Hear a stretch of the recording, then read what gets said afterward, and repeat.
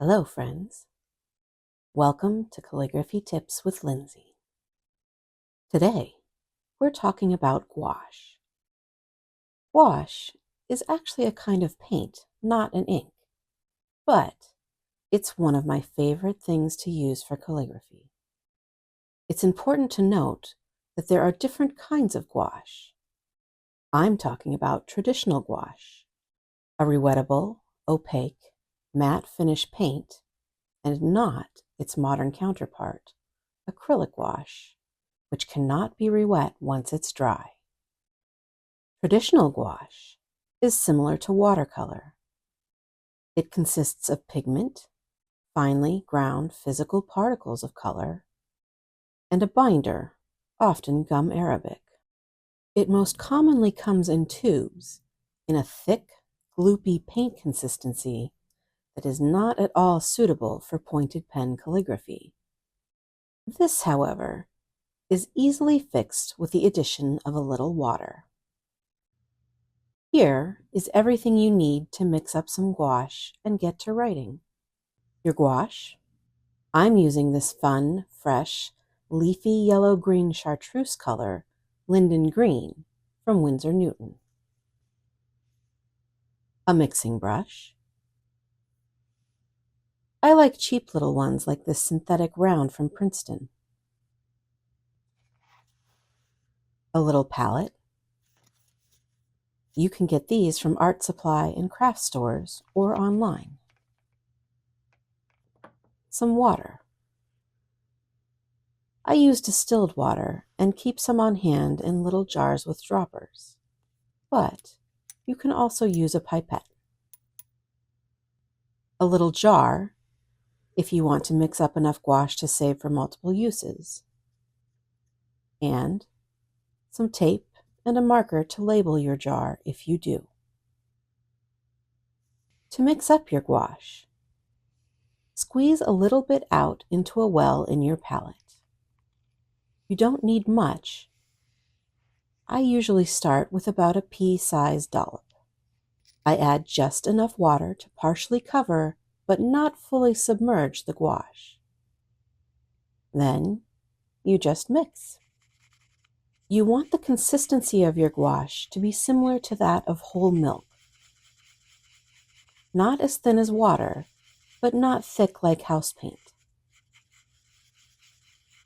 If you mix up some gouache and it's not flowing easily through your nib, try adding a little more water to thin it.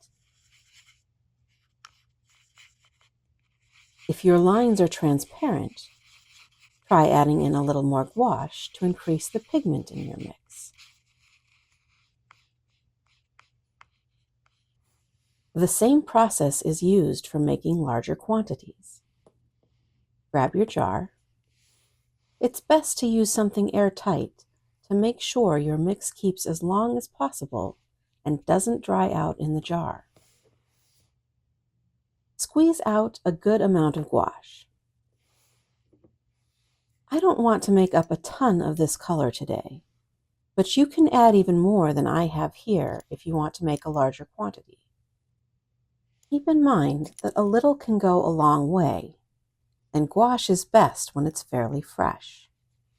So it's probably not a good idea to try to make a year's supply all at once. Again, add enough water to partially cover the gouache at the bottom of the jar, and get to mixing.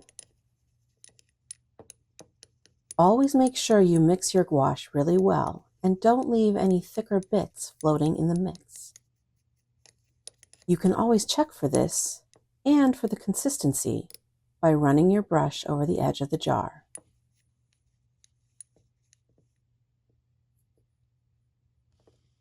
Once you've mixed up your jar, it's a good idea to label it. I like to write the name of the color or of the colors in the mix along with the date. And I like to put the label on the jar, not the lid, so that it always stays with the mix, even if I accidentally mix up the lid.